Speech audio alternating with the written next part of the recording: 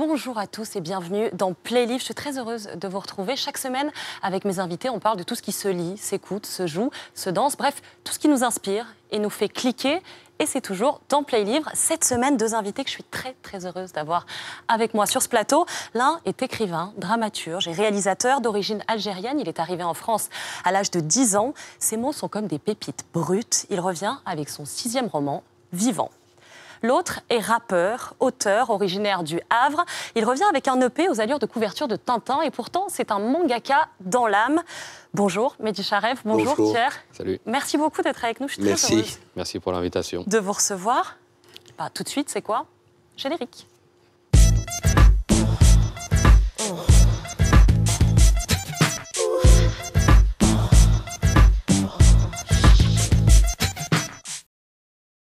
Vous vous connaissiez tous les deux?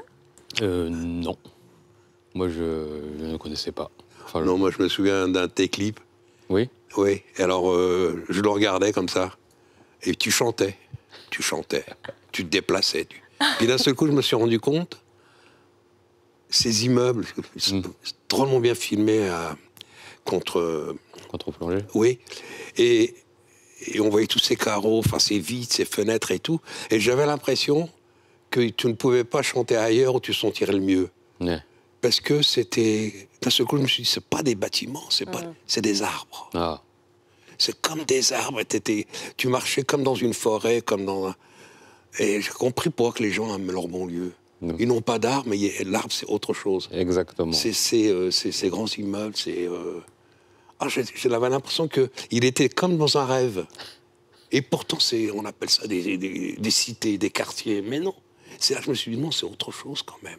Puisqu'il était heureux de chanter, puisqu'il était heureux de les montrer, de dire je suis de là, je suis d'ici. Alors, je recommence du coup, Thiers, Mehdi Charef. La vraie présentation, elle est là. Enchanté. Honoré même. Thiers, vous m'avez dit quand même, non, je ne connaissais pas. Mais je me suis documenté. J'ai bossé. Voilà. Il voulait absolument... et c'est là où je me suis dit qu'on avait bien fait de vous faire vous rencontrer tous les deux. Que sans doute ça marche. Qu'est-ce que vous avez découvert sur Mehdi en premier, Thiers? J'ai découvert que c'était un grand monsieur, même un précurseur, d'après ce que j'ai lu. Puis c'est aussi quelque chose qui émane. On en a eu la démonstration tout de suite avec... tout de suite, c'est poétique, c'est autre chose, quoi, en fait. Et c'est pour ça que dès que je l'ai vu, au lieu de dire enchanté, j'ai dit honoré. Mais c'est rare quand je dis ça. Non, mais c'est bien que tu sais ce qu'on peut appeler les cités, les quartiers, il y a 20 ans, 30 ans, évoluent par des gars comme toi, parce que d'un seul coup, non seulement ils sont habitables, mais vivables, mais on les découvre des très belles choses. C'est ça qu'on voyait dans la façon dont ça a été filmé, la façon dont tu déambules et tu chantes à l'intérieur de tout ça. C'est un nouvel univers. Et... Un nouveau regard. Oui, moi ça m'a beaucoup plu. Thiers Monde, vous êtes de retour après 4 années d'absence musicale avec un nouvel EP, oui. Mamadou. Ça va bien, vous? Oui, ça va. Ça va. Je suis assez content de revenir en musique. Surtout par les temps qui courent, on va dire que c'était un peu ma pierre à l'édifice pour amener un peu de soleil ou un peu de vie aux gens dans cette période. Ces 4 ans, vous en aviez besoin pour renouer avec votre créativité, pour vous poser peut-être un peu? C'est surtout que pendant ces 4 ans, j'ai fait autre chose. J'ai fait le manga Nako qui est là. J'ai aussi commencé à écrire mon premier film, mon premier court-métrage plutôt. Et je me suis aussi pas mal ressourcé en famille, dans mon petit Havre, etc. Quelle idée d'habiter le Havre. C'est superbe, le Havre. Je crois pas qu'il l'ait décidé au tout départ. Au départ, non, mais... J'allais souvent quand j'étais jeune, parce que j'avais de la famille. Oh, j'avais un peu peur quand j'allais là-dedans. Ouais. Qu'est-ce que tu vas faire au Havre? Pourquoi? Qu'est-ce qui vous plaisait pas au Havre? Je sais pas, maintenant, il paraît que c'est devenu quelque chose, il se passe plein de choses, très souvent. Ouais, il paraît que c'est devenu une ville qui bouge, mais qui bouge même beaucoup. Mais à l'époque, ça bougeait pas terrible. Ouais, ça vous emballait pas. On a l'impression, quand on y rentrait, qu'on était scotché, puis qu'on ne pouvait plus bouger. Ah ouais. Visiblement, ça en inspirait quelques-uns. Oui, nous, on connaissait rien d'autre, en fait. On connaissait pas Paris, on connaissait pas Marseille, on connaissait les noms, mais Le Havre, c'était, pour nous, c'était notre univers. C'était notre univers complet, tu vois. Et c'est vrai qu'après, au fil de ma carrière, J'ai eu la chance de faire très jeune le Tour de France avec un groupe qui s'appelle Nécessité. J'ai fait tout de suite des tournées, j'ai vu Paris, j'ai vu Marseille, j'ai vu toutes les grandes villes de France. Et Le Havre, c'est Le Havre pour moi. C'était pas mieux que Le Havre. Ça reste le cœur, ça reste dans le cœur. Même aujourd'hui, on m'a dit plusieurs fois, on me dit professionnellement, tu devrais te déménager à Paris. Je dis non, je reste au Havre. Et puis je suis à 1h30, 2 heures de train, donc c'est pas. Mehdi avait raison, alors vous y êtes bien. Oui. On est bien. La façon dont vous la filmez, cette ville, la façon dont vous l'habitez. Il y a beaucoup d'artistes maintenant. Ouais. Oui, il y a pas mal d'artistes, puis il y a la mer. Il y a la mer. Tiers-Monde, on attendait un disque et on n'a pas eu un, ni deux, ni... On a eu 3 mangas. Yes, 3 mangas. Vous lisez des mangas, Mehdi Charef? Tant que mes enfants étaient à la maison, oui. Maintenant qu'ils ne vivent plus à la maison, j'en lis plus pratiquement. Est-ce que vous pouvez dire, Tiers-Monde, à Mehdi Charef, pourquoi il faut lire Nako? Il faut lire Nako tout simplement parce que c'est parce que c'est moi qui l'ai écrit. Non, parce que c'est une grosse aventure humaine et c'est ce que je faisais en musique que j'essaie aussi de retranscrire par un autre art. Ouais. Mes valeurs, mes combats auxquels je tiens. Que ce soit de la justice sociale, un peu d'écologie aussi, tu vois. On essaye de passer pas mal de messages et on essaye de faire le manga qu'on aurait aimé lire surtout. Ah oui. Ouais. Et c'est ça le moteur premier du truc, c'est que c'est un manga fait par des fans de manga et qui essayent de faire le manga qu'on aurait aimé lire, tout simplement. Mehdi Charef, votre nouveau roman, Vivant, il est disponible aux éditions Hors d'atteinte. C'est la suite de Rue des Pâquerettes, oui. Qu'on avait déjà adoré sur Click. Dans cette autofiction, Rue des Pâquerettes, vous racontiez votre arrivée. Rue des Pâquerettes, c'est l'arrivée en France avec 1962. ma maman, mes frères et une sœur, et ma sœur. Et donc je raconte toute la période des bidonvilles. Comment on est arrivé là, comment on a découvert notre baraque, comment ma mère s'est retrouvée là-dedans, l'école, apprendre à lire et écrire. Et puis dans Vivant, on quitte les bidonvilles et on se retrouve dans des cités de transit. Donc c'est la suite. Là, le gamin, il a 10 ans et là, il a 14-15 ans. Je reviens un petit instant sur Rue des Pâquerettes. Oui. Tout commence un jour de novembre. Oui. Vous aimez aussi peu les journées de novembre, Mehdi Charef? Ou ça s'est arrangé avec le temps? Plus le novembre approche, et plus j'ai toujours un peu peur, oui. Je ne sais pas pourquoi, j'ai toujours l'impression que le ciel il est au niveau des yeux et pas plus haut, il est gris. Et l'année où on est venu, d'abord il a fait très froid, et ensuite l'hiver était très, très dur, très rude. Et j'ai toujours eu l'impression qu'il n'en finirait jamais. Parce que pour nous, en Afrique, 3 jours de pluie ou 2 jours de ciel gris, c'était jamais plus. Et là, j'ai l'impression que ça avait duré longtemps. Et moi, je pense que ça m'a un petit peu traumatisé, ce mois de novembre, le premier. Ouais. Quand on vient du soleil, c'est très, très dur. Dans le livre, à votre arrivée, votre mère, dans les bidonvilles, elle dit à votre père « Pourquoi tu ne nous as pas dit que tu n'avais pas de maison ?» Pas de maison. C'est comme ça aussi, vous avez vécu cette installation? Vous dire, j'ai plus de maison oui, à parce moi? que ils n'osaient pas dire. Ils n'osaient pas, ceux qui étaient en France, ils n'osaient pas nous dire qu'ils souffraient ou qu'ils vivaient dans des mauvaises conditions. C'est toujours ils se l'interdisaient entre les ouvriers. C'est toujours d'actualité, je pense. Oui, en allant. Et donc, la lettre commençait toujours par je vous écris ces quelques lignes pour vous donner de mes nouvelles qui, j'espère, vous trouveront tous en bonne santé. On était obligés d'écrire ça, tous, quand on écrivait. Par fierté? Et ils ne voulaient pas nous dire dans quelles conditions ils vivaient. Alors, quand on est arrivé dans la baraque, d'abord, on a traversé, avec nos valises, on est descendu un peu du taxi, et on a traversé une cité HLM. On s'est dit, ça va être là, parce que ma tante habitait au 3e étage d'une cité HLM, elle nous avait gardé une journée. On sort de chez là, on pourrait aller chez nous. Mon père, il nous dit, on va chez nous. Et à chaque fois qu'on traversait une cité HLM, moi, je regardais déjà les étages, je me dis, bon, on va être là-haut, ça va être chouette et tout et tout. Mon père, il passe. Une deuxième cité HLM, je me dis, mais où c'est qu'ils nous emmènent? On la traverse aussi pour aller de l'autre côté. Et là, je regarde les bâtiments, c'était pas la même couleur. C'était bien aussi, je me suis dit, c'est pas mal aussi. Et puis, on sera peut-être au 2e, au 4e, je regardais autour de moi. Puis mon père, il continue à marcher. Il a fait une autre cité. Et puis, à un moment, il n'y avait plus rien. Mais on ne voyait pas très bien, c'était novembre, c'était un peu la fin de l'après-midi. Et là, j'ai vu de la fumée qui se dégageait des toits. Puis j'ai vu, c'était des baraques. Oh, je dis non, il ne va pas rentrer là-dedans, mon papa, quand même. Et puis il est rentré. Il est rentré, là on l'a su, tu vois bien un peu la boue, les allées très étroites comme ça qui tournent. On avait peur de glisser. Ma mère disait faites attention et tout. Puis à un moment il pousse une porte parce qu'il n'y avait pas de serrure dans les portes et il rentre dans une baraque qui était une baraque quoi. Il y avait une table, il y avait un grand lit. Sur la gauche il y avait des lits. Derrière il y avait des lits superposés. Il avait préparé ça pour ses enfants. Et puis ma mère elle avait gardé ses sacs.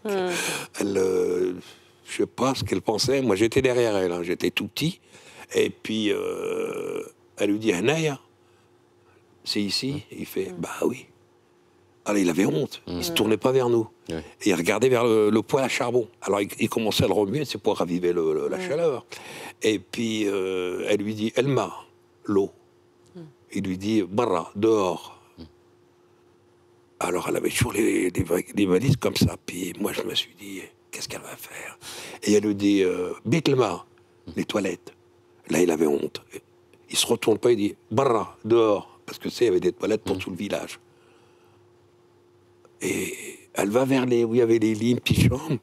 Et elle avance comme ça, et puis elle regarde les lits. Puis moi, tu sais ce que je pensais. Qu'elle nous dise, on se casse, on se part. On retourne chez nous. Oh, j'avais envie qu'elle dise ça. Parce que ma mère a du caractère. Elle avait ses valises, quoi. Elle est allée vers ses lits. Mon père, lui, a couru aller chercher du charbon parce qu'il avait honte. Tu sais, dehors. Elle s'est assise et puis elle a dit, je vais enlever mes chaussures. Je dis, merde, on va rester. C'est bon, ça s'imite. Il y a quelque chose qui frappe, justement, vous en parliez, vous parlez de chaussures, c'est la boue. Ouais, la boue, c'est un élément permanent et c'est un élément qui vous fout la honte. Bah, il nous fout la honte parce que quand t'as les semelles boueuses, à l'école, on voit d'où tu viens. Alors on se grattait avec du papier, des trucs en allant sur l'école pour pas que nos camarades français voient d'où on venait, quoi. Et quand c'est sec, ça blanchit. On avait toujours ça sur les chaussures. Et ça, c'était vraiment typique de cette cité des Pâquerettes. Les autres étaient bétonnés, c'est pour ça qu'on vous reconnaissait. D'accord. Ça, c'était dur, quoi. Ils savaient d'où on venait, nos copains. Puis de toute façon, bon, du haut de bâtiment HLM, ils nous voyaient sortir et rentrer. Moi, je sortais comme ça, tu sais. Je baissais toujours la tête quand je sortais pour aller faire une course. Pour pas que, comme s'ils n'allaient pas me reconnaître à la cour de récré. Oui, là, on a passé là pas mal de temps. Puis après, ça, c'est rue des Pâquerettes. Puis maman a commencé à sortir, mais longtemps, parce que elle est arrivée voilée. C'est ça. La haïk, c'est un voile tout blanc, très beau. On voyait que ça. Et puis elle n'osait pas sortir son voile. Alors, puis un jour, mon père lui avait acheté un vieux sac, on lui a mis un manteau. Je ne voyais pas ma mère sortir comme ça, mais elle est sortie. Ouais. Alors, ça lui a fait du bien de sortir un peu. On a pris l'autobus. Parce qu'elle voulait savoir quel magasin, il paraît qu'on se sert soi-même. Et puis, c'était les grandes surfaces, ça n'existait pas encore. C'était prise unique. Et je l'ai amené dans un prise unique, comme ça. Ouais. Alors, on ne venait pas de voir ces étalages, enfin, tout ce qu'il y avait à portée de main, tout ce qu'il fallait. Et elle était contente de sortir. On a pris l'autobus. Hein. Oh ouais, elle a pris l'autobus. Et puis, et à un moment, on a marché un peu. Dans le centre-ville, il y avait le jardin public qui est très beau. Très, très beau. Alors, elle ne voulait pas rentrer au bidonville. Ça lui allait mieux. C'était tout nickel, du goudron, du carrelage partout. Elle ne voulait pas rentrer. Alors, on est allé dans ce parc. Elle avait acheté 1 kilo de sucre, on l'a ouvert, puis on croquait du sucre. Comme ça, en regardant les poissons rouges. Je sentais qu'elle ne voulait pas rentrer tout de suite. C'était nos mamans. Et maintenant, c'est des Chibaniat. Chibaniat, elles ont 80 ans, 85. Elles sont toujours en France parce qu'on a parlé du mythe de retour. Vous le savez bien, Pauline, à une époque. Et ça, c'est pas possible. Ils peuvent pas laisser leurs enfants. Vous le disiez d'ailleurs pour vous. Vous le disiez dans une interview. J'ai tout de suite su qu'on resterait là, qu'on mourrait là. Ah oui. Mon père, tu sais, dans le taxi, quand il nous a pris à la gare d'Austerlitz. Un mensonge de dupe, quoi. Ouais, il voyait qu'on n'était pas bien, quoi, mais. Et ma mère non plus, parce que quitter, tu sais, la famille, les grands-parents, les grands-mères, ça a été dur pour les enfants comme nous. Ouais. Et il voyait qu'on était mal dans le taxi. Et il l'a vu, et c'était dans le taxi, il nous a dit, on reste 3 ans, vous aurez vos certificats d'études, et avec ça, vous pourrez trouver un bon boulot en Algérie, et puis moi, je me serais fait un peu d'argent. Oh, je l'ai pas.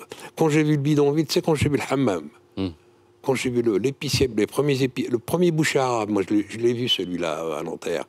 Quand tu vois ce que les cousins avaient ouvert comme boutique, comme commerce, ils n'ont pas ouvert ça pour 3 ans ou 10 ans. Hein. Tu dis non, mon papa, c'est pas avec son grand marteau-piqueur là qu'il allait se devenir riche.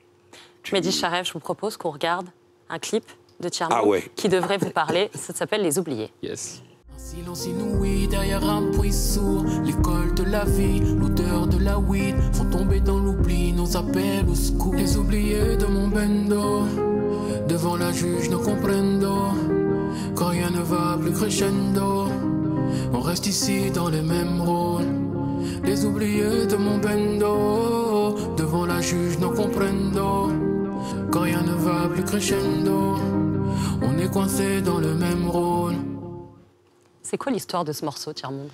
Alors l'histoire de ce morceau, c'est le dernier morceau que j'ai écrit pour le EP. Et en fait, on était en train de boucler. Et moi, j'avais encore un appétit musical, si on peut dire ça. Du coup, je vais voir un ami à moi qui s'appelle Dominique Comon, qui est pianiste. On discute pas mal, puis il commence à jouer quelque chose. Il me joue une longue ligne de piano d'environ 2-3 minutes. Et du coup, moi, j'ai tout enregistré. Je suis retourné chez moi avec mes machines.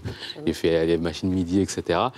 Et après, j'avais aussi envie de faire un morceau qui ressemble avec mon message à moi, mais ce qui se fait aujourd'hui en rap.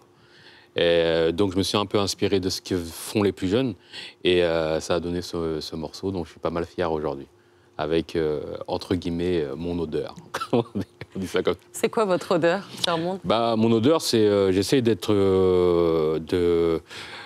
d'avertir en divertissant, on va dire ça comme ça. J'essaie de toujours mettre un petit peu de conscience dans ce que je fais, que ce soit dans le manga ou dans la musique ou dans autre chose. En général, j'aime pas trop appeler ça comme ça, mais c'est le principe de l'hameçon, en fait, vous voyez. On essaie d'avoir une belle forme pour amener au fond derrière. Votre esthétique, on commence maintenant à la reconnaître. Elle est hyper belle, c'est ce qu'on vient de voir, Mehdi Chareef, dans ce clip. Vous avez des collaborateurs de prédilection, des gens avec qui vous parliez tout à l'heure du pianiste, des gens avec qui vous avez l'habitude de travailler, qui font partie aussi de votre touche, de votre odeur? Oui, j'ai un gars qui s'appelle Jamal, qui s'appelle Dagang. C'est quelqu'un c'est mon styliste, entre guillemets. C'est lui, parce que vous savez, dans le rap, c'est un univers très, très visuel. Et donc, c'est lui qui fait en sorte qu'on soit un peu, entre guillemets, présentable, même si on sait que c'est que l'emballage. C'est du costume. C'est que l'emballage. Mais en fait, ça revient à ce que je vous disais tout à l'heure, c'est vraiment la forme au service du fond. C'est aussi, ce clip a été réalisé par Mousse Koulibaly, qui est un petit gars de ma ville, d'un quartier qui s'appelle Cocrioville, qui se lance dans la réalisation. C'était son premier clip avec moi. Là, je sais qu'il a tourné après avec un artiste qui s'appelle Oumar, avec un autre artiste Médine qu'on ne présente plus, je pense. Et voilà, on essaye de prendre le vivier à vrai et de le faire progresser. L'écriture, pour tous les deux, c'est un moyen de ne pas tomber dans l'oubli? C'est un moyen de marquer le temps, pour moi. C'est vrai, marquer le temps, pour moi. Ça veut dire, voilà, le présent. Ça veut dire, je vais avoir un sentiment, une sensation maintenant. C'est un moyen de le coucher tout de suite et de le partager, même si l'auditeur va l'avoir un peu plus tard. Mais c'est un peu le principe d'une photographie. À ce moment-là, Tiers-Monde avait la gamberge comme ça. À ce moment-là, Tiers-Monde avait la gamberge comme ça. C'est pour ça que dans mon EP, vous allez retrouver des morceaux joyeux, des morceaux tristes, des morceaux durs, des morceaux d'amour, etc., etc. Mehdi, pour vous, est-ce qu'il y a une notion moi, c'est le conte, de capturer le conte? Oui, le conte, parce que au départ, l'expression musulmane, arabe, c'est l'oral. Hein. On ne pouvait pas écrire, on ne pouvait pas... J'allais dire même, je me demande si c'était pas haram, hein, il y a longtemps. Hein, il n'y a que Dieu qui peut créer. Peindre, donc il ne faut pas s'amuser à l'imiter. Donc c'est pour ça que c'est l'expression, l'éducation, elle est orale. Ma mère, par exemple, je sais pas d'où elle lui arrivait, toutes ces histoires qu'elle nous racontait le soir, quand ces contes qu'elle nous racontait, que c'était extraordinaire. Surtout pendant la guerre d'Algérie, quand ça bastonnait sur les toits, ça tirait de tous les côtés entre soldats français ou jaïdines. Tout le quartier avait peur, les gens criaient, c'était l'horreur. Et ma mère, elle nous prenait avec mes sœurs, et puis elle nous racontait un conte pour étouffer les cris. Pour échapper à toute cette violence. Et elle a raconté de très très belles histoires. Est-ce qu'on oubliait ce qui se passait dehors? Je ne sais pas, mais en tout cas, moi je me rappelle de ce qu'elle nous racontait. Vous étiez happé par ces histoires? Oui, parce que j'avais tellement peur que je me suis dit, peut-être que la réalité c'est ce que ma mère est en train de faire, raconter une histoire et non pas la guerre qui est au-dessus de nous, sur les toits. Vous dites, Mehdi Charef, j'étais un petit prince, né au soleil dans ma montagne, et je me suis retrouvée dans les bidonvilles. Moi, ça m'a fait penser au Petit Prince de Saint-Exupéry. Oui. Et je me suis demandé, du coup, donc celui qui aimait tant sa fleur et qui en prenait tellement soin, et je me suis demandé quelle était votre fleur à vous. Oh, moi, ça a toujours été le coquelicot. Elle est sauvage, elle ne peut pas se mettre en bouquet, elle ne peut pas se mettre dans un pot. Non, elle est indomptable, Ouais, c'est cette liberté que j'aime sur elle, cette fierté qu'elle a de dire, moi, on ne me cueille pas. On ne peut pas la domicilier. Oui, quoi. oui. La domestiquer, pardon. De manière plus métaphorique, est-ce que l'écriture, pour vous, ce ne serait pas un peu votre fleur du Petit Prince, c'est-à-dire ce qui vous permet de prendre soin du monde, de transmettre de jolies choses, ou c'est tiré par les cheveux? Ça, prendre soin du monde, je n'aurais pas osé le dire. Maintenant que vous l'avez dit, je peux dire oui. Bah oui, c'est un peu ce qu'il a dit tout à l'heure. Bah moi, c'est ce que je ressens quand je parce que moi, oui, prendre soin du monde, parce qu'on dit, se prend pour qui celui-là? Bah, quand on est enfant, on rêve de prendre soin du monde. Ouais. On rêve de prendre soin des autres. On rêve et on est triste, on est malheureux, on est traumatisé des fois quand on voit le mal qu'on fait aux autres aussi. Il n'y a pas que... Et c'est vrai qu'on rêve de ça. Et c'est comme ça que vous a enseigné votre maman de raconter des histoires? C'était pour prendre soin de vous aussi, donc peut-être. Oui, c'était prendre soin de moi et puis de se rappeler que dans les moments difficiles, il fallait peut-être se raconter une histoire. C'était peut-être ça aussi, parce que c'est pas innocent. Et oui, je crois qu'on raconte pour les autres. On écrit toujours pour quelqu'un de toute façon. Hein. On écrit pour quelqu'un. On ne sait pas si on écrit pour sa mère, pour ses parents, mais en tout cas, on n'écrit pas comme ça. On écrit aux gens aussi. Ben, on a envie qu'ils changent, parce que sans le dire comme ça, mais là, on a l'impression qu'on a le droit de tout dire dans cette émission. Alors, je vais le dire aussi. On croit que on aide les gens. Ah oui, là, c'est un peu... c'est la première fois que je parle de ça. Pourtant, les conférences, on croit qu'on va aider les gens. Pourquoi? Je ne sais pas. On va les aider. On va être juste, voilà, pour qu'ils soient justes. Et pour leur dire, juste, c'est ça. Ça me manque. Il y a une fonction de... Ça me manque. Des fois, je suis triste, pas bien. Je me dis, mais pourquoi, mon vieux, tu fais un bon métier, tu es bien chez toi, tu as tout ce qu'il faut. C'est peut-être ça qui... on va parler de... Bien sûr. Moi, il y a une chose que je voulais montrer. On l'a vu tout à l'heure. J'adore cette affiche. Oui, j'ai vu qu'elle vous avait flashé sur la pochette. Qu'est-ce qui vous plaît, Mehdi Charef, dans la pochette de Thiers? Moi, j'ai cru d'abord que c'était Hergé. Oui. Souvenez-vous. C'est ce qu'on disait un peu aux allures de Tintin. Mais elle est vachement... On la voit très très loin. Mais... il y a une moquerie là-dessus. Alors, comment elle vous est venue? Il y a une moquerie là-dessus, parce que regardez, Pauline. Évidemment. Bah oui. Ça vient c'est un peu les traumatismes, entre guillemets, de l'enfance. Vous voyez, quand on lisait Tintin, on voyait tout le monde tout beau, etc. Et dès que vous voyez un Africain dedans, ou même un Asiatique, ou même un Arabe dedans, c'était tout de suite plus caricatural, vous voyez. Et avec cette pochette-là, j'ai voulu justement refaire un clin d'œil à ce que nous, on a traversé déjà. Et la combinaison d'astronautes, justement, c'est aussi pour montrer que nous aussi, on a des ambitions, nous aussi, on va aller loin, malgré la caricature que vous avez fait de nous, en fait. Ouais. Bravo, c'est magnifique. Vous revenez, Mehdi Charef, avec Vivant, dans lequel vous racontez, c'est ce que vous disiez après la rue des Pâquerettes, la cité de transit, rue de Valenciennes, dans laquelle vous êtes relogé. La précarité de ces logements, la différence qu'il y a entre ces cités de transit, réservées par l'administration française aux populations immigrées pour le même loyer qu'un HLM. Oui. Seulement 2 petites années, on va dire, à votre père, sauf que le provisoire s'éternise et qu'en fait, ça dure. Ça dure, oui. Bah, ça dure, et puis des années, presque 10 ans, comme ça. Et à un moment, je crois qu'on se demandait même si on allait être relogé un jour. Et on s'est habitué à cette cité. C'était une cité qui est en dehors de toute commune. Hein. On ne voyait rien autour quand on 360 degrés. On ne voyait ni bâtiments, ni... Non, on était comme dans un trou, et puis autour, il y avait des montagnes de poussière, puis de l'autre côté, une voie de chemin de fer. Et on vivait là, on était loin de tout, de la boulangerie, de la pharmacie, de l'école, et on est resté très très longtemps.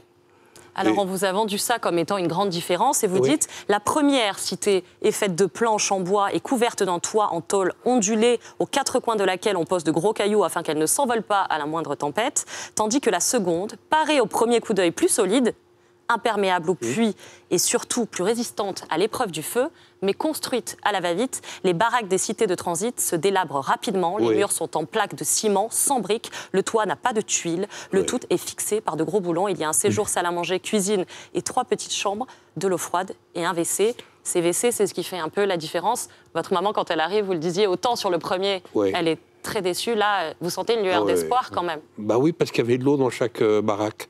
Quand elle a ouvert le robinet, puis ça coulait d'eau, elle s'en est pris comme ça, elle le mettait dans la pleine main, puis elle s'en mettait dans la figure comme une folle. Plusieurs fois comme ça, elle a fait ça. Et puis on avait sur le côté un cabinet toilette. Et là, pour nous, ça a changé beaucoup de choses quand même. Il y avait un peu plus de dignité, il y avait un peu moins de honte. Et là, on est resté très longtemps, des années.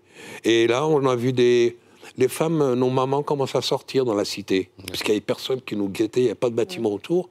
Et entre elles, elles ont commencé à se connaître, les femmes, parler entre elles. Alors qu'au bidonville, elles ne pouvaient pas aller les unes chez les autres, elles ne se connaissaient pas, elles ne se voyaient pas. Ça m'a plu, moi, ce côté où nos mamans ont commencé à se voir et à parler. Et puis, on avait un grand terrain vague où nous, les enfants, on jouait. Après, on allait à l'école à pied. On s'est habitué. Je pense qu'ils ont aussi voulu nous tester pour voir si nos pères pouvaient payer un loyer ou un HLM. Alors, ils ont commencé à nous faire payer un loyer là, qui était égal à ceux des HLM. Et ils ont vu, au bout de 10 ans, que nos parents pouvaient payer, pouvaient être solvables, comme on dit. Et puis là, on a commencé à aller vers les HLM. Mais j'ai des copains qui me disent que c'était la plus belle période de leur vie. Parce que tu sais, on savait qu'il y aurait une intégration et beaucoup de mes potes avaient peur de cette intégration. On avait 15-16 ans. Parce que qu'est-ce qu'on pouvait faire d'autre qu'aller vers la France? Et ils avaient un peu peur de ça. Et tant qu'on était dans cette cité de transit, on rentrait, qu'est-ce qu'on entendait parler arabe? Nos mamans nous attendaient en mettant le linge au fil dehors et tout. Ça parlait encore arabe, il y avait encore quelque chose. On va en reparler de cette langue parce que c'était c'est superbe dans votre livre. L'injustice, Thiers, c'est aussi un sujet qui vous tient à cœur. Vous le disiez, vous avez plein de combats. Et il y en a un qui a attiré mon attention. On va écouter le morceau, il s'appelle « Mon mandat ». D'accord. Nos gosses traînent dans des blocs obscènes, poussent à peine contre leur temps de grosses peines. Aux assises, c'est le gospel, nos mères pleurent des fontaines de mètres cubes en centaines. Séparé au scalpel du fils, quel juge verrait un grêle comme son fils? Quel magistrat ne mêle pas couleur et coupable? Il n'y a pas de vrai procès équitable. Ils parlent des droits de l'homme et lisent nos courriers. Moi je dis que les pénitenciers ont un goût de négrier. La sciée remplace le fouet, la promenade, les cotonniers comme chant d'esclaves, c'est du rap chantonné. Et cette phrase, les pénitenciers ont un goût de négrier, vous avez dû vous-même affronter cet univers, pas personnellement, mais dans un cercle proche, et ça vous a bouleversé. Oui, j'étais encore très jeune à l'époque. Et c'est là qu'on comprend un peu les rouages de l'injustice sociale, en fait. Parce que très jeune, on a eu à faire des choix qui étaient dus à notre milieu, pas à nos origines ou à quoi que ce soit, mais qui étaient clairement dus à notre milieu. Et certains de mes amis, moi, arrivé à 18 ans, j'étais le seul de ma bande d'enfants qui était encore en liberté. Qui n'avait pas fait de prison. Qui n'avait pas fait de prison et qui était encore à liberté, même à un moment. Je marchais, j'avais plus d'amis, en fait. Et ça, c'était la chose qui m'a un peu écarté de ça, c'est justement la musique que j'ai eu l'occasion de, très jeune, faire des tournées, etc.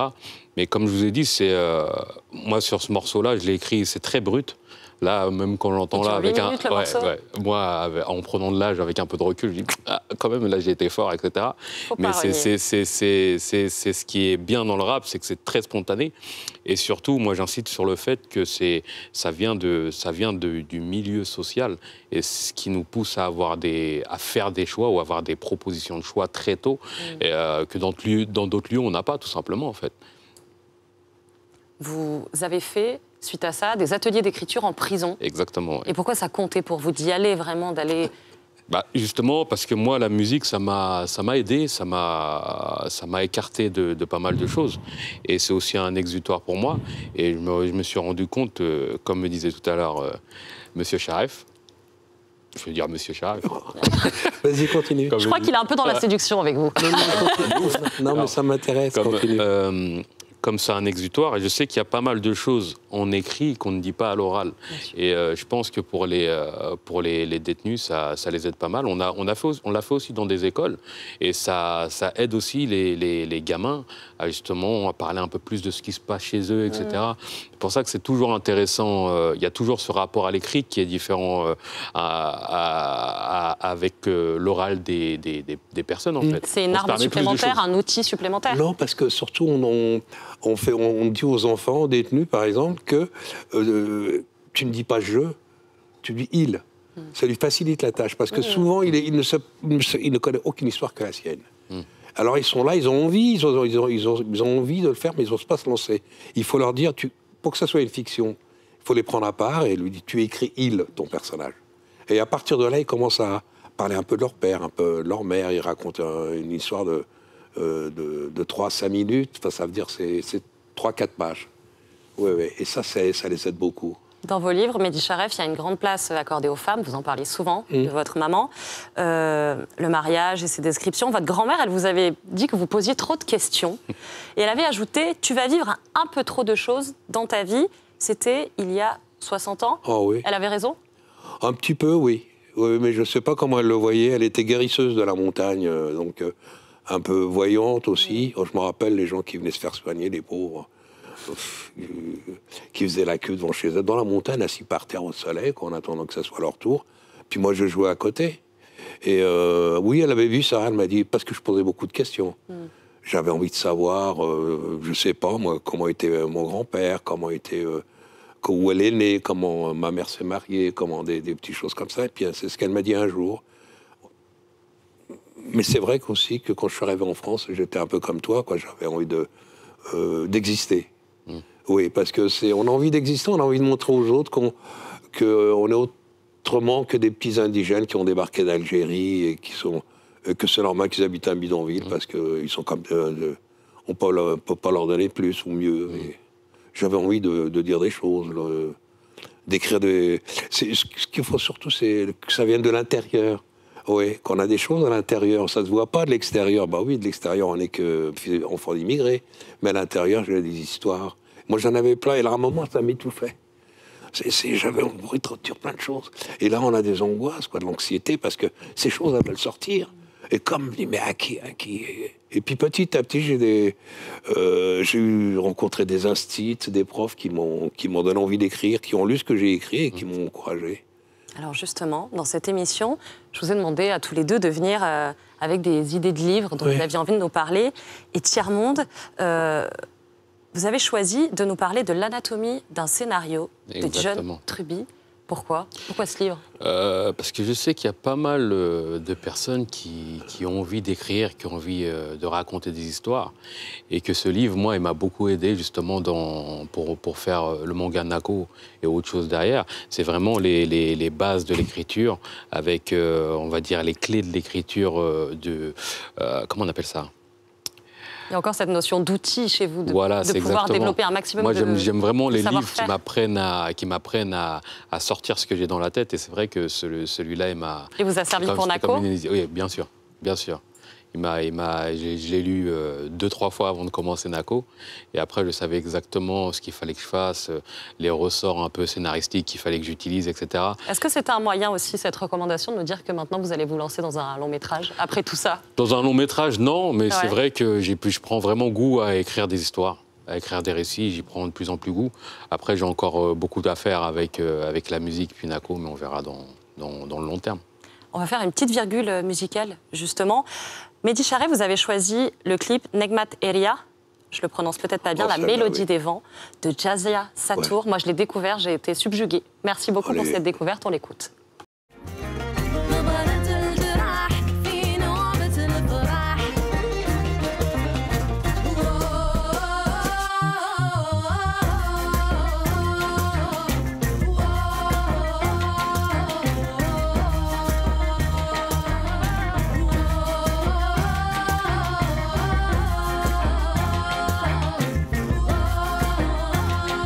Dans ces interviews, elle dit des choses très intéressantes, Alors, Mehdi Charef, qu'est-ce qui vous plaît? Vous étiez déjà en train de l'encenser, mais on était en ligne, donc là, voilà. C'est vraiment une très grande chanteuse. Vous disiez, c'est notre Edith Piaf. Oui. Ah oui, il y a des fois, il y a dans certaines de ses chansons, elle me rappelle vraiment Édith Piaf quand elle est seule devant un micro comme ça, les lumières éteintes derrière elle, et qu'elle raconte son univers. Moi, j'aime beaucoup cette voix de femme, et puis son discours de femme, sa façon de vivre sa vie en France.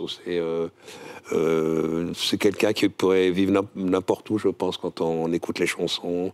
Je la connais pas, j'ai jamais discuté avec elle, mais je pense que elle, son objectif, c'est de réunir les gens, rencontrer les gens et les réunir. C'est un peu ça, c'est ses textes. Et puis les mélodies sont magnifiques, elles sont très très belles. À propos de musique, Mehdi Charef, vous racontez votre émoi dans Vivant devant les affiches d'Elvis Presley. Pourquoi lui ? C'était incroyable, Elvis Presley. Ouais. Les premiers films que j'ai vus d'Elvis Presley, c'était quelque chose, quoi. C'était pour les minettes, mais c'était Elvis Presley. C'était The King, puis cette voix incroyable. Puis c'était l'Amérique. C'était aussi l'Amérique, de l'art de dire, il n'y a qu'en Amérique qu'on peut faire ce qu'on est en train de regarder, là, ce qu'on est en train de voir, où on peut se lancer facilement, où on peut peut-être faire de super métiers, ou écrire, ou... C'était ça qui donnait... Être artiste. Comment ? Être artiste. Ouais, on n'ose pas trop le dire, ça, devant les copains. Je vous aide un peu. Ah non, non, devant les copains, on n'osait pas trop. Moi, je n'osais pas dire que je voulais écrire. Hein. Je ne sais pas comment ça s'est produit avec toi, mais devant les copains, on passe plutôt, on essaie un peu de faire un peu le dur, quoi. Chaque semaine, dans Play Livre, on soumet nos invités à un questionnaire. Ça s'appelle le Nota Bene.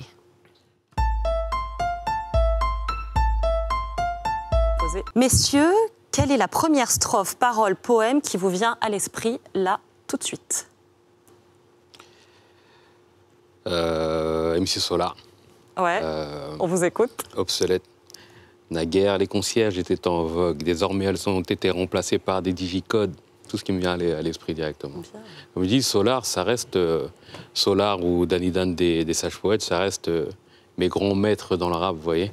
Aujourd'hui, on se réadapte, comme je vous ai dit tout à l'heure, mais quand j'étais gamin, moi, c'était MC Solar ou Danny Dan que je regardais avec des étoiles dans les yeux, que je les voyais manipuler un peu la langue française en faisant des assonances, des rimes, des allitérations. Et pour un gamin en primaire qui vient d'apprendre ça à l'école, eh ben, c'est magnifique, quoi. C'est quoi ? Je n'ai pas compris. Quelle est la première strophe, parole ou poème qui vous viennent à l'esprit, ou texte d'ailleurs, phrase de texte ? Ou une phrase toute simple. Elle passait tous les matins devant ma maison en fredonnant un refrain d'une très vieille chanson. Elle était belle et bien faite, dans sa langue robe bleu tendre. Je la guettais de ma fenêtre et rêvais d'une rencontre. Et ça, je l'avais envoyé à Julien Clerc, à Serge Lama, Daniel Guichard, Renaud. Je l'ai vu rentrer tout petit comme ça. J'allais rue Camartin, vous savez, là où il y a l'entrée des artistes de l'Olympia. Oui, complètement. J'avais des textes comme ça. Puis j'attendais qu'un artiste passe. Il en passait. Alors évidemment, je leur donnais mes textes, et puis avec mon adresse et tout. Et il y avait je me rappelle le mieux, c'était celui-là, ce texte-là que j'avais écrit à l'époque. J'avais 18-19 ans. C'est magnifique. Ils l'ont pris ou pas ? Il n'y en a aucun qui m'a répondu, jamais. Vous avez raté quelque chose, quoi. Ouais, je sais pas. Le truc. Dans quelle œuvre aimeriez-vous vivre ? Alors ça peut être un film, un livre, un tableau. Ah oui, un tableau aussi, ça peut être très très beau. Moi, je voudrais vivre dans le... je l'aime beaucoup ce clip, c'est le Yellow Submarine des Beatles. Ouais. Oh, c'est vachement... on vous suit. Ouais, dans un sous-marin. Un sous-marin avec les Beatles en plus qui sont là, qui chantent. Ça va. Puis alors ils avaient des... Je sais pas si tu te souviens comment ils étaient habillés. Ils avaient des trucs rouges, jaunes, ornés. Et pas de def immense. immense. Et on les voyait dans ce clip, quoi. Puis heureux, content, puis c'était la grande époque des Beatles, et surtout c'était une grande époque de liberté, c'était les années 70, et on sentait tout ça, il y avait Woodstock, il y avait l'île de White, il y avait mai 68 juste avant, c'était une... Et tu sens dans ce Submarine, on sent une grande liberté. C'est vrai. Une insouciance. Et puis la fanfare qui arrive, puis ils étaient quand même fabuleux, les Beatles. On adore les Beatles. Ils le sont toujours. Et vous, Tiers-Monde ? Moi, tout de suite, j'ai envie de te dire, Tenet. Ouais. Pour essayer de comprendre le film, parce que j'ai rien compris. Toujours pas. À mon avis, comme pas mal. Je pense que vous n'êtes pas le seul. Ouais. Et du coup, j'ai envie d'être dans le film et dire, attends, tu peux répéter. Avant, après. Pendant tout le film, je me vais dire, tu peux répéter. Quel est, messieurs, votre mot préféré, toutes langues confondues ? Saperlipopette. Saperlipopette, ok. Bah ouais. Ah, puis dit comme ça, c'est impressionnant. Moi, c'est Moro Moro. Moro Moro. Ouais, qu'est-ce que ça veut dire ? C'est un peu le schmilblick, ça veut dire c'est un mot qui n'a pas trop de sens. Moi, j'aime bien qui a un sens. Mais qui est rigolo. On est 2-3 à connaître. Et on s'amuse avec les gens qui nous suivent depuis des années. Ce qui est bien avec ça perd l'hypocrite, c'est qu'on ne sait pas si c'est méchant, ou on est énervé, ou on est content. Si c'est juste rigolo. Et puis j'avais un insiste qui le disait tout le temps. Dès qu'il y avait un peu de chahut, ça perd l'hypocrite. Et puis des fois, quand c'était une bonne chose, il disait aussi ça perd l'hypocrite. Donc moi j'aime bien. Puis je ne sais pas d'où ça vient, du latin ou je ne sais pas. C'est chouette. Ça vient peut-être que de la campagne. Dernière question du Nota Bene. Messieurs, le titre de livre, de film, de chanson qui résumerait le mieux votre vie à ce stade? Ah, ça c'est elle est compliquée celle-ci. Elle est très compliquée. Je suis venu calme orphelin, riche de mes seuls yeux tranquilles, vers les hommes des grandes villes. Ils ne m'ont pas trouvé malin. C'est Verlaine. Suis-je né trop tôt ou trop tard? Qu'est-ce que je fais dans ce monde? Oh, vous tous, ma peine est profonde. Priez pour le pauvre Gaspard. Ouais, c'est... Je me reconnais beaucoup. Merci, Mehdi Charef, pour c'est un des seuls textes fredonné, bravo. Ouais. C'est un des seuls textes très faciles de Verlaine. Très facile, que d'autres, je n'ai pas pu... Merci beaucoup. Merci beaucoup d'avoir partagé ça avec nous, parce qu'on vous connaissait beaucoup de talent, mais pas celui-là, en fait. Mais j'adore Mamadou. Oui. Oh ouais. Messieurs, il y a un autre exercice auquel j'ai envie de vous soumettre dans cette émission, c'est le moment lecture. C'est Tiers-Monde qui va lire un de vos textes et on va revenir dessus. Let's go. Il arrive chez nous un dimanche de novembre. Je commence toujours par lire cette phrase, la toute première, avant de reprendre la lecture à la fin du chapitre où j'avais refermé les pages. Je ne lis que dans la bibliothèque. Je n'emporte jamais le livre dans la baraque. J'ai peur de l'abîmer. Moi aussi, je suis arrivé ici, au bidonville de la rue des Pâquerettes, à Nanterre, en France, pour un matin de novembre. Il arriva chez nous un dimanche de novembre. Cette phrase, à chaque fois, elle me fait chialer. Ceux qui ne savent pas d'où je la tiens, il leur manque un livre. De quel livre vous parlez, Mehdi Charef? C'est le grand mot, là, c'est les amours d'adolescence. Moi, quand j'étais adolescent, j'avais du mal avec les filles françaises. On n'était pas nombreux, on arrivait à débarquer, on n'arrivait pas à sortir avec une fille. On allait en boîte, ils nous disaient non, il faut être accompagné, alors on rentrait pas. Mais j'avais envie d'avoir une copine, d'avoir une petite copine, moi aussi. Et c'était dur quand même de repartir reprendre le travail le lundi matin au boulot et puis d'avoir passé un week-end où ça n'a pas marché. Ça m'avait... Alors et c'est ça un peu le grand monde, c'est le type qui arrive dans ses zoos et il sait prendre une petite... il va dans une famille riche, il rencontre. Puis le nom de... C'est un rêve. C'est le rêve de beaucoup de gens qui arrivent, qui montent à Paris. De rencontrer la Parisienne, ou d'arriver en France et de rencontrer la Française. J'étais un peu comme ça quand j'étais ado. J'étais comme ça. Une de vos premières émotions littéraires, c'est votre maître d'école qui lit Les Misérables. Qu'est-ce que ça avait produit chez vous à l'époque? D'abord, quand il a crié Les Misérables, je croyais qu'il nous parlait de nous, les élèves. Les Misérables, il s'est mis en colère. Oui, parce que c'était une classe de rattrapage. On avait tous des problèmes, qu'on soit français ou d'origine algérienne. Parce qu'à l'époque, on disait algérien, on ne disait pas immigré. On ne parlait pas d'immigration à l'époque. On était très, très peu. Et il a dit Les Misérables. Et c'est là qu'il a eu l'idée de nous lire Les Misérables. Ouais, ça m'a marqué. Parce qu'il nous lisait Les Trois Mousquetaires. Alors, il voyait que ça ne nous intéressait pas trop. Ouais, ça nous intéressait. Je sais pas, peut-être que vous le... et puis, à un moment, il voyait qu'on n'était pas comme ça, là. Écouter comme certaines fois où c'était vraiment bien. Et puis, il a cherché, puis il a compris. Puis un jour, comme il y avait parmi nous des enfants dans les, français dont les parents avaient des problèmes avec la police, la justice qui était en tôle, qui était... il dit, je sais pourquoi vous n'aimez pas les Trois Mousquetaires. Parce que c'est des flics. Il nous a dit ça, ouais. Vous n'aimez pas les flics? Et oui, ils sont là. Ils sont au service du roi et de la reine, les Trois Mousquetaires. Ouais. Qui sont-ils aujourd'hui, d'après vous, les Misérables? Les Misérables, c'est...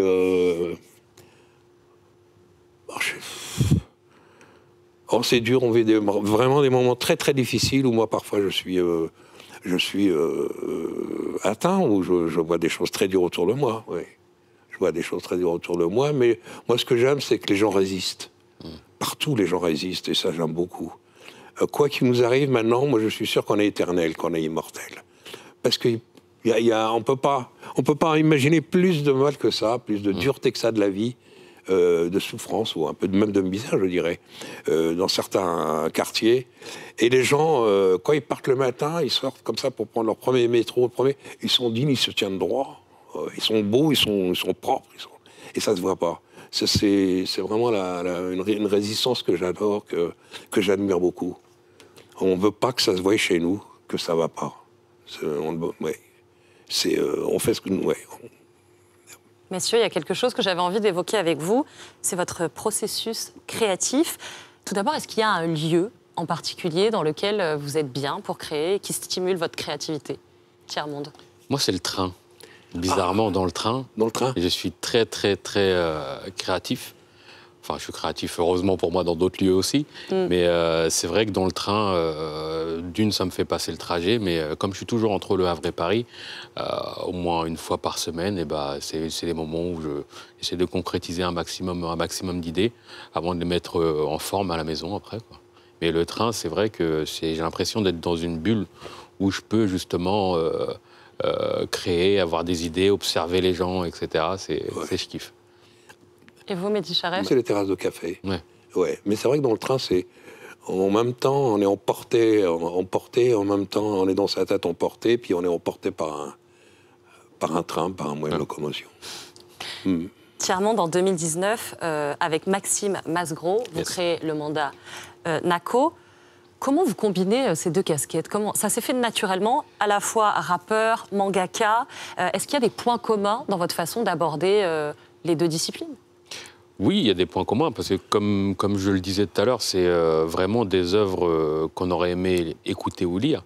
Et pour NACO, ça s'est fait assez facilement, en fait, avec Maxime, qui a fait la cover de mon avant-dernier album, Nos Futurs. Et du coup, on s'est rencontrés à ce moment-là. Et du coup, ça a été le coup de foudre artistique.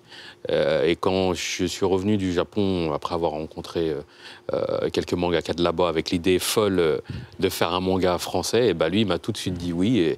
Et depuis, on est comme cul et chemise. Parce que vous êtes un passionné de manga, oui. Depuis toujours. Ouais. Comment vous vous sentez quand vous créez? Est-ce que ça crée un état particulier chez vous? C'est plus le moment où le lecteur te fait le retour. Ça crée un petit moment particulier. Parce que comme je vous disais tout à l'heure, en écrivant, moi j'ai le petit plaisir sadique de dire ok, ce moment-là ils vont aimer, ce moment-là, ce moment-là ils vont aimer. Et quand je rencontre les lecteurs et qu'ils me disent j'ai trop aimé ce moment-là, je dis ah, il est tombé dans le plan. Et c'est plus ce moment-là moi qui me satisfait. Et mais surtout aussi de donner une petite fenêtre de bonheur de lecture, quoi. Parce qu'un manga, ça se lit assez rapidement. Et moi, j'aime accompagner les gens dans leur quotidien, qui ont des boulots difficiles ou qui ont des vies pas toujours roses, comme on disait tout à l'heure. Si je peux leur offrir 30 minutes de lecture ou 30 minutes ou une petite heure de musique, et moi, c'est ma petite victoire. C'est ce petit moment particulier que pas mal de lecteurs ou d'auditeurs ont qui me font plaisir à moi. C'est pareil pour les films? C'est pareil pour les films. Vous savez quelle scène va marcher? Vous faites un petit pari sur... Ouais, je sais à peu près, même dans le... Là, j'ai eu la chance de faire de suivre un cursus, justement, d'écriture scénaristique, tout ça. J'ai fait des résidences au Moulin d'Andé, etc., pour, justement, approfondir mon écriture. Et c'est vrai que j'ai appris pas mal de trucs aussi, et je commence déjà à mettre mes balises dans mon récit. Mehdi Charef, l'écriture, vous avez commencé à la pratiquer en écrivant des lettres pour les membres de votre famille, du cousin de votre mère. J'avais une petite curiosité, peut-être que c'est mal placé, vous m'arrêtez tout de suite. Elle disait quoi, ces lettres? Elle disait qu'on donnait des nouvelles aux familles qui étaient en Algérie. Oui, et on leur disait qu'ils ne s'inquiètent pas parce qu'on avait... on leur disait comment on vivait, mais pas trop. Juste qu'on est vivant et que ça se passe bien, que les enfants soient à l'école, que le père travaille. Et puis on leur posait 2-3 questions pour qu'ils nous répondent. Oui, et puis on leur demandait ce dont ils avaient besoin. Et ils nous répondaient de ce dont ils avaient besoin. C'était généralement très court. c'était généralement très court. Vous pensez que vous écrivez encore pour eux? Une partie de vous écrit encore pour eux? Moi, j'ai l'impression que j'écris pour... je m'en suis rendu compte qu'à la fin du deuxième, que j'écris pour la future génération, celle comme je parle, on l'appellera la troisième ou la quatrième. Oui, parce qu'eux, ils ne savent pas un peu comment on est venu, parce que nos parents ne voulaient pas dire leur souffrance. Nous, on n'a pas non plus voulu, sinon, en leur disant, tu sais, moi j'ai grandi dans les bidonvilles, non plus, on n'a pas voulu le dire, le faire. Et puis le faire par l'écrit, c'est bien, parce qu'ils savent très bien aussi que quand on écrit, il y a le plaisir d'écrire. Donc, c'est pas misérabiliste, c'est pas... donc, il y a toujours l'écriture qui leur dire aussi qu'ils peuvent écrire aussi. C'est ce que je leur dis quand je suis dans les collèges et lycées. Quand je fais des rencontres dans les collèges et lycées. Il y a ce qu'on a vécu, ce qui a écrit, mais il y a surtout l'écrit. L'écrit est intéressant et on parle beaucoup d'écrit, d'écrire, comme un atelier d'écriture. Alors justement, oui, est-ce que il y a les deux. Pardon. Quand on est émigré, est-ce que écrire, c'est trouver une forme de territoire à soi, neutre, qui n'est pas le pays dont on part, celui où on arrive, mais encore autre chose qu'on construit pour soi? Écrire, c'est le début. C'est le début, c'est raconter son histoire et dire maintenant, je vais vivre, il va m'arriver des choses. Écrire, c'est le début, c'est le départ. C'est un peu ça que je leur dis aux gamins de 13-14 ans que je vois dans les collèges. Et puis surtout, il faut virer un peu tous ces écrivains qui sont comme sur des socles. Il faut virer ces socles, puis il faut écrire. Il faut écrire, et c'est ça, quand on voit certaines émissions, on voit les écrivains sur des socles, ils sont là. On a l'impression qu'ils sont On a essayé de vous mettre sur des socles, vous, aujourd'hui. Mais... Non, mais là, ce qui est bien, c'est qu'ils bougent. C'est ça, il est quand même un peu bancal, histoire que vous ne preniez pas le faux. La confiance. Et qu'ils sont intouchables. C'est faux, on peut écrire, tout le monde peut écrire. Moi, j'ai de la chance de rencontrer beaucoup de collégiens, comme c'est arrivé, comme de lycéens. On parle de ça, on parle de littérature. On ne parle pas que du vécu. On parle aussi comment on peut écrire, pourquoi écrire. Écrire, c'est sur soi. Et quand on écrit sur soi, on écrit aussi sur les autres. De toute façon, c'est parce qu'on a envie de les rencontrer. Alors on se présente un petit peu, puis on y va. Il y a un livre qui vous a fait connaître, que tout le monde connaît aujourd'hui, qui vous a rendu public. Mehdi Charef, c'est Le thé au harem de Archie Ahmed, que vous avez par la suite adapté au cinéma sur les conseils de Costa Gavras. C'est quand même pas rien, cette rencontre. Oui. Vous la partagez avec nous? Comment ça s'est fait? Ça s'est fait qu'ils avaient lu le livre, Costa et sa femme, et puis ils m'ont appelé en disant que ils venaient me rencontrer. On s'est rencontrés, on a parlé beaucoup du livre. Je les ai amenés un petit peu voir un peu où j'habitais, et puis après ils m'ont demandé de faire l'adaptation. Mais il n'était pas prévu que je fasse le film. Il était prévu que je fasse l'adaptation, le scénario. Et puis petit à petit, quand ils m'ont vu travailler, quand ils m'ont vu faire les repérages avec eux, leur montrer où tout ça pouvait se filmer, et un jour ils m'ont dit, mais pourquoi que tu ne le ferais pas? Et je n'ai pas dit oui tout de suite. Ça a l'air d'être un chantier. C'est très dur de faire un film. Oh non, j'ai peut-être dit oui au bout de 3 mois. Et ils me harcelaient. Non, c'est... Et une chose qu'ils ont fait qui m'a aidé, ils m'ont pas dit combien que ça coûtait un film. Et tu sais qu'un long métrage de 1h50 coûte très cher. Ils m'ont pas dit, parce que ça m'aurait... Pas faire peser ça sur vos épaules. Je me serais dit, on met tant d'argent sur moi, et si ça marche pas, je l'aurais pas fait. Ils ne m'ont jamais parlé d'argent. Et ça, j'ai toujours eu l'impression, quand je faisais le casting, quand je faisais le repérage, quand on tournait, j'ai eu du pot, ça a marché. J'ai eu beaucoup de chance. J'ai une dernière petite contribution à vous demander dans cette émission, et elle est pour vous, Mehdi Charef, c'est l'heure du cadavre exquis.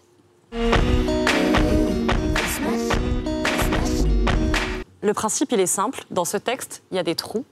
Charge à vous de leur donner du sens. Ce texte, c'est celui de Tiers-Monde.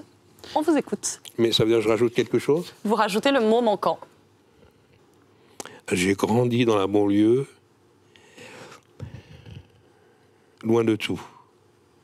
Papa, maman font de leur mieux pour eux et pour moi. J'ai pas fait... Ah, ça c'est intéressant. Ouais. J'ai pas fait... Qu'est-ce que j'aurais pas fait qui serait tant mieux? J'ai pas fait le sourd. Tant mieux. J'ai jamais pris le temps de... Regardez derrière moi. Merci Mehdi Charef. Alors, ce texte, c'est évidemment celui de Tiers-Monde et c'est un extrait de la chanson Abyssal. Vous nous dites quel est le vrai texte, Tiers-Monde? Vous vous en souvenez? Oui, je m'en souviens. Encore un peu. Alors, c'est « J'ai grandi dans la banlieue, loin de la capitale. Papa, maman font de leur mieux, pour eux c'est capital. J'ai pas fait de prison, tant mieux. J'ai jamais pris le temps d'eux dire à la MIF que sans eux, mon cœur est abyssal. » D'accord. Merci beaucoup. Voilà. Merci à tous les deux. C'est quand même beaucoup plus chouette que ce que j'ai dit. Non, c'était très chouette. Les deux étaient sublimes. Plein de sens et tout. Donc... On a beaucoup de chance de vous voir créer en direct dans cette émission. Merci beaucoup d'avoir été avec nous à tous les deux. J'étais vraiment honorée de votre présence. Vivant et Rue des Pâquerettes sont disponibles encore aux éditions Hors d'Atteinte. À quand le tome 3, Mehdi Charef? Au mois d'octobre de l'année prochaine. C'est pas vrai? Si. Yes. Génial. Tiers-Monde, votre EP, Mamadou, qui plaît tant à Mehdi Charef, il est déjà disponible et on vous recommande évidemment aussi la trilogie de Nako. On va se quitter en musique avec le clip de votre morceau, Rappeur Blanc, Tiers-Monde. Qu'est-ce qui représente avant ça, ce clip pour vous? Ça représente, c'était le premier clip que je tournais depuis 4 ans. Donc il y avait aussi beaucoup d'appréhension parce que c'est un retour. Donc on se dit, est-ce que ça va plaire? Est-ce que si? On commence à se mettre la pression. Et puis au final, quand tu revois les équipes qui ne sont pas des équipes, qui sont plus de la famille avec qui tu as l'habitude de travailler, c'est plus la famille. Voilà, et tu sais que tout va bien se passer, quoi. Merci beaucoup pour l'explication. Quant à nous, on se retrouve la semaine prochaine dans Play Livre. En attendant, continuez de cliquer. À la semaine prochaine. Ici je suis un sale noir au bled, je suis le meilleur rappeur blanc. Check, que les hommes sont bêtes, que les hommes sont bêtes. Donne leur voix à Donald Trump, mais souhaite que la bonne femme soit muette. Sous la semelle de Marie Book Pump, y'a de la place pour Watou Zemmour. J'avoue, j'ajouterais peut-être Kai Génère ou la Schtroumpfette. Ici je ne perds jamais compris, soit je gagne, soit j'ai appris. Saloperie. J'ai appris à être moi-même car tous les autres étaient déjà pris. Oh oui, oh oui.